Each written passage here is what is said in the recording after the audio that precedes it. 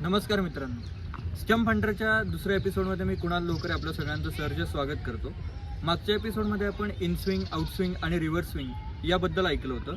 तर याच रिलेटेड मी तुम्हाला काही पहिले फुटेजेस दाखवणार आहे, ते पाहूयात. Brilliant from Stuart Broad. Full straight, and Pajara plays across one. Well, I think it's a spot-on decision.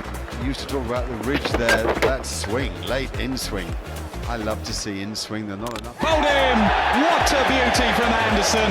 Full and straight. Off stump's gone. It's a good delivery. He's given it every single chance.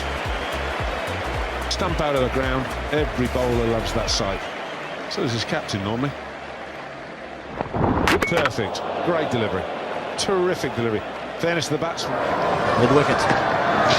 Oh, there it was, and that must have threatened the leg stump. Very lucky to still be there. Good take by Mohan Khan. 265 for 6. Tense one in the middle. As we look at Wasim Akram just carving Oram in half there. Mohan did well. Bouncing over middle stump. Footages तर पाहिले आपण, पण समजा जर बॅट्समनने तुमचा swing Outplay केला किंवा ball कमी स्विंग होत असेल किंवा पिचमध्ये काहीच मदत नसेल किंवा वन डेला पहिल्या 10 ओव्हर किंवा अगदीच पिचमध्ये मदत असेल तर 20 ओव्हर नंतर कुठली बॉलिंग करायची किंवा टेस्ट मॅचमध्ये स्विंग संपला, रिव्हर्स स्विंग संपला तर काय बॉलिंग करायची ते आता आपण जाणून घेऊया. आता आपण ऑफ कटर आणि लेग कटर बद्दल जाणून घेऊया. ऑफ स्पिन आणि लेग स्पिन याच्यासारखंच आहे.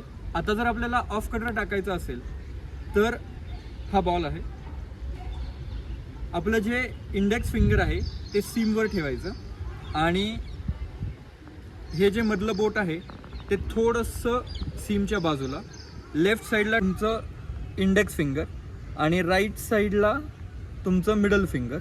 आणि जेव्हा आपण बॉल रिलीज करतो तेव्हा असा, ही मी ग्रिप पकडली असं. लेग कटरला मिडल फिंगर या राईट साईडच्या सीमवर, इंडेक्स फिंगर इकडे, थंब खाली आणि रिलीज, हे असं, हे